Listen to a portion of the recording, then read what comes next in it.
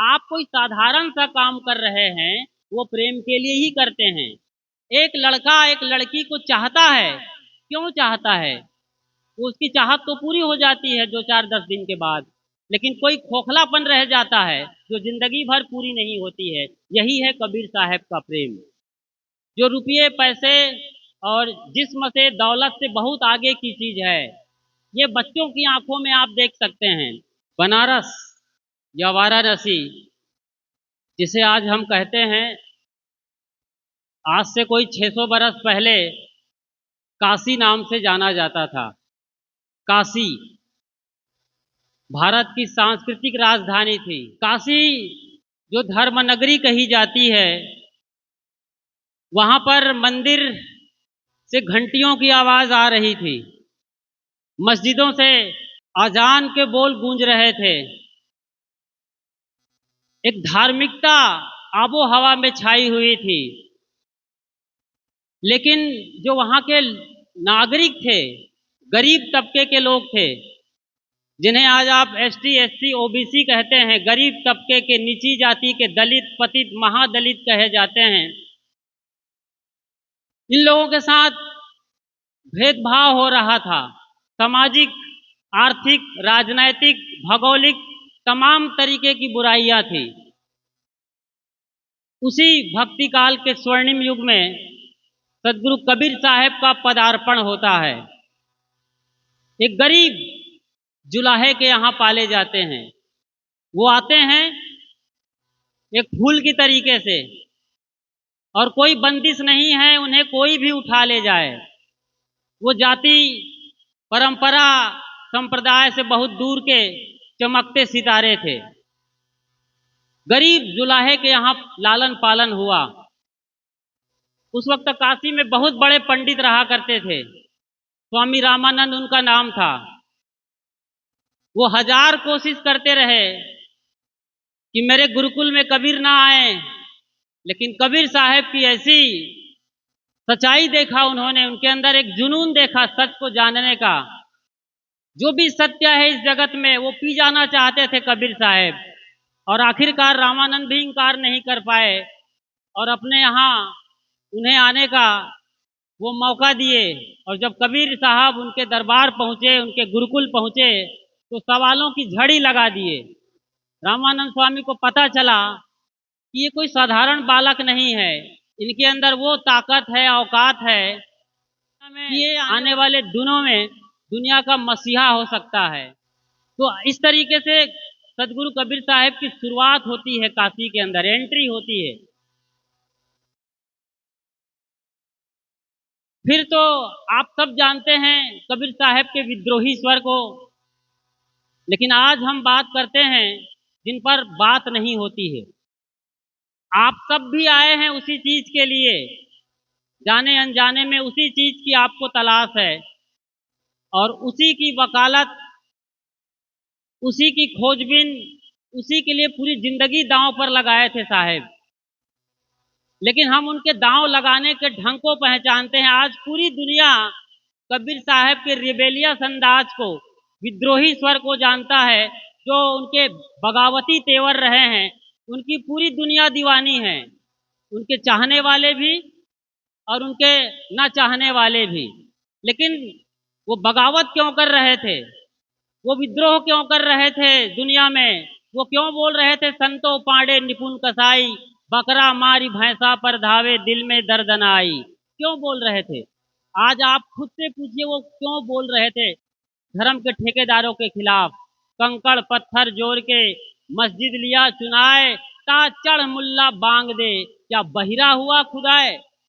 उस जमाने में एक गरीब दुलाहे का बच्चा ये बोल रहा था।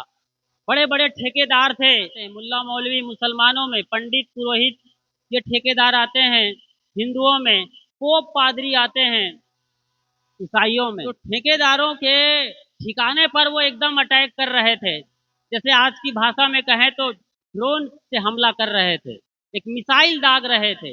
बावजूद वो गलियों में, कूचों में, और यहाँ तक कि दिल्ली जब गए तो सिकंदर लोदी के दरबार के सामने सीना तान के खड़े थे। और जो बावन कसनी की बात आप जानते हैं अच्छी तरीके से, वो इसकी गवाही है। तमाम कोशिशें की गई ठेकेदारों द्वारा और राजनेताओं के द्वारा, तत्कालीन सल्तनत के द्वारा, लेकिन कुछ भी नहीं हुआ, क्योंकि उनके साथ जो था उसकी मैं बात कर रहा हूँ। आप सब आए हैं कबीर साहब के प्रेम को जानने के लिए, और जब पहली बार मुझे यहाँ से सूचना मिली थी श्रीमान भगवानी साहू जी द्वारा, वो मुझे कई प्रवक्ताओं के कांटेक्ट नंबर ले रहे थे, सीधरमान मुझे फ़ोन किए थे, तो उनका यही कहना था कि हम सभी संप्रदायों को जोड़ रहे हैं। कबीर पंथ में भी कई फिरके हैं, मैं सुनता हूँ कोई 13 पंथ हो गया है, क्या पता 13 से 26 हो गया है कि 52 हो गया है, तमाम फिरके हैं। और आज उसी प्रेम को भुला दिया गया है। कबीर पंथी स्वयं कबीर के प्रेम को भूल गए हैं, बाकी दुनिया की तो बात छोड़िए आप। वो प्रेम जिसकी हर किसी को तलाश है, हर किसी को प्यास है, हर आदमी को प्रेम चाहिए।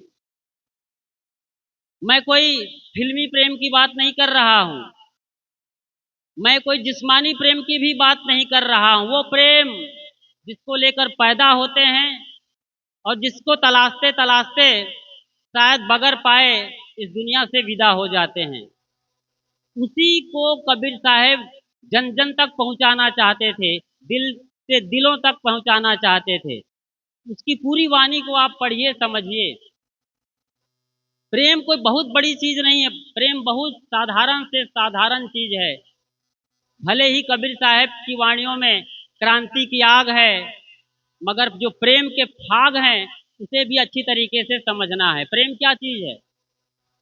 जब आप झोला लेके बाजार जाते हैं अमरूद लेने के लिए, सब्जी लेने के लिए, आपको पूछा जाए आप कहाँ जा रहे हैं तो क्या कहेंगे? अमरूद लेने जा रहे हैं, फल लेने जा रहे हैं, सब्जी लेने जा रहे हैं। कभी आप ये बोल पाएंगे कि मैं प्रेम में जा रहा हूँ, प्रेम की दुकान में जा रहा हूँ? ये बोल पाते हैं आप? सोचिए, ये खुद से सवाल करना है। कबीर साहब ये बता के गए हैं हमको। क्या कहते हैं कबीर साहब? जो कुछ करूं सो पूजा। इतना बड़ा अंदाज, इतना बढ़िया ढंग से प्रेम को, जो कि परमात्मा का रूप है, उसको इतने साधारण तरीके से जनमानस में, दिलों में बैठा रहे हैं। आज हम इस पर विचार नहीं करते, इस तरफ देखते भी नहीं हैं, पंथा पंथी में उलझे हैं, सांप्रदायिकता में उलझे हैं। मेरा झंडा बड़ा, तुम्हारा झंडा छोटा, इसमें हम एक दूसरे को नीचा दिखाने की कोशिश कर रहे हैं। कहाँ भूल गए हम? कबीर पंथी हैं, कबीर के अनुयायी हैं, और कबीर की भाषा ही भूल गए, कबीर की बानी ही भूल गए, कबीर का वो भाव ही भूल गए हम। कबीर साहेब पूरी दुनिया के लिए वैश्विक एकता के सबसे बड़े जीते जागते मसीहा हैं आज के दौर में। 1984 का साल रहा है, मैं एक गांव में था जहां मेरे पिताजी टीचर रहे हैं। सड़क पर था, मैं खेल रहा था, तो मैंने देखा एक ट्रक में सारे मुंडे लोग जा रहे थे, मुंडे ही मुंडे लोग थे, बाल छिले हुए थे। बाद में पिताजी के पास आया तो बताया कि वो सारे लोग कौन थे? वो सारे लोग पंजाबी थे। वो 84 का साल था, सिख विरोधी दंगे भड़के थे, इंदिरा गांधी को मार दिया गया था। वो समाचार सुन रहे थे पिताजी, और समाचार के बाद जो पहला भजन गाया गया वहां पर, जो पहला भजन बजा, वो कबीर साहब का था। भाई रे दुई जगदीश कहाँ ते आया, कहू कौने बौराया, अल्लाह राम करीमा केशव हरि हजरत नाम धराया। जब भी हमारे देश में मुसीबतें आई हैं, तकलीफें हुई हैं, अभी मैं नेपाल से आया, काठमांडू में था, वहां जो दंगा हुआ कुछ तो मैंने अपनी आंखों के सामने ही देखा। यदि उस वक्त दिल्ली गवर्नमेंट या भारत सरकार वहां पर होती तो मैं कहता हूं 200% नहीं, 1000% मैं कहता हूं कि कबीर के भजन बजाए गए होते। जब जैन जी वहां के संसद भवन, सुप्रीम कोर्ट और सिंह दरबार को जला रहे थे, वहां के एक्स प्राइम मिनिस्टर की पत्नी को जब वो भून रहे थे, आग के हवाले कर रहे थे, लोगों को कुछ भी कर रहे थे, नेताओं को दौड़ा दौड़ा कर मार रहे थे, पानी में, नदी में कूदा करके पिटाई कर रहे थे उनकी, तो कबीर साहब को ये भजन बजाया गया होता। यहाँ बजा है और आज भी बजता है और आज भी बजना चाहिए। मतलब सिलेबस में जिस तरीके से कबीर की वाणियों को हटाया जा रहा है, ये हम सब के लिए जानने और समझने का दौर है। तो मैं बता रहा था, आप कोई साधारण सा काम कर रहे हैं, वो प्रेम के लिए ही करते हैं। एक लड़का एक लड़की को चाहता है, क्यों चाहता है? वो उसकी चाहत तो पूरी हो जाती है 2 4 10 दिन के बाद, लेकिन कोई खोखलापन रह जाता है जो जिंदगी भर पूरी नहीं होती है। यही है कबीर साहब का प्रेम, जो रुपये पैसे और जिस्म से दौलत से बहुत आगे की चीज है। ये बच्चों की आंखों में आप देख सकते हैं। मैं काठमांडू में यहाँ आने के लिए एयरपोर्ट पर था, एंट्री ले रहा था, त्रिभुवन इंटरनेशनल एयरपोर्ट के गेट पर था।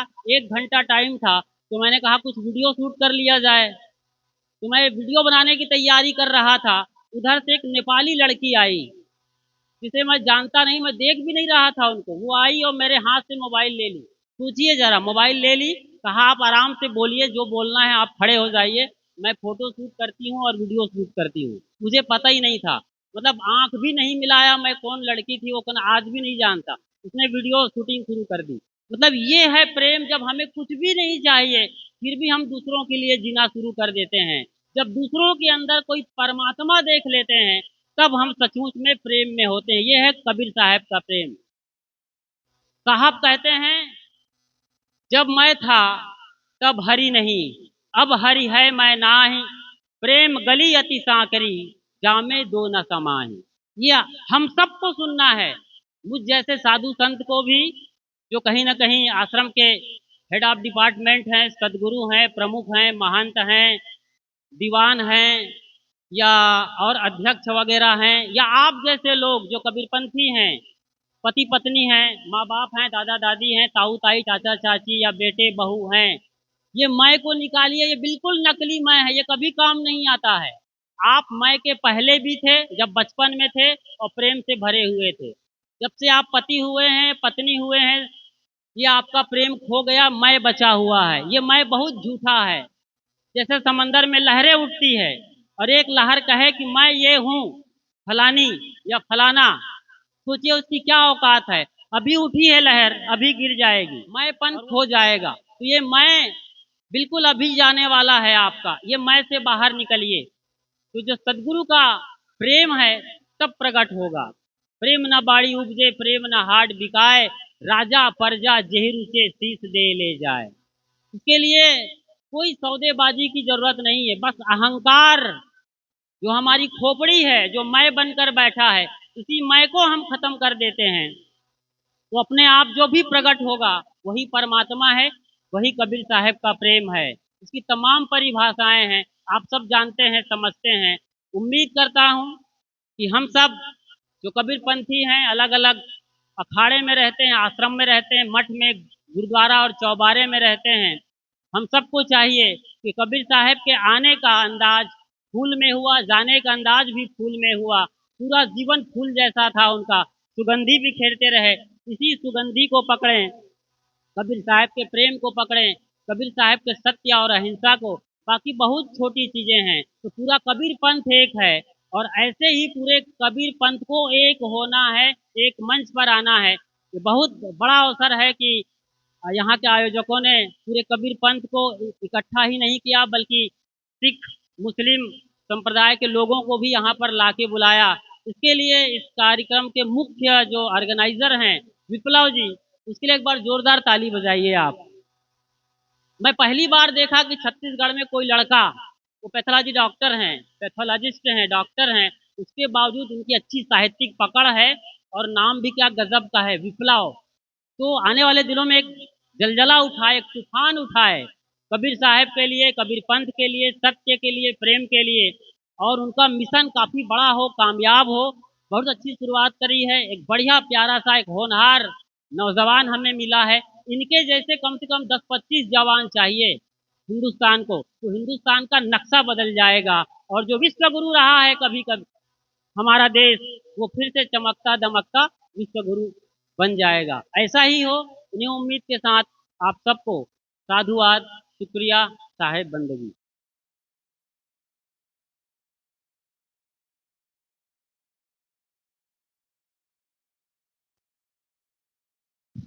जमाना बड़े शौक से सुन रहा था। हम ही सो गए दास्तां कहते थे। साहिब के बारे में यही बात होती है कि उनकी बानी हम सुनना तो चाहते हैं, चाह रहे थे। तो यतीन्द्र साहब जी, समय की अपनी सीमा है। बहुत-बहुत शुक्रिया, आपने अपनी ओजमय वाणी से जिस तरीके से आप पूरे भारत में भ्रमण करते हैं और जिसे भारतीय संस्कृति में तीर्थ की नगरी कहते हैं, प्रयागराज कहते हैं, आप वहाँ से आए हैं। बहुत-बहुत शुक्रिया।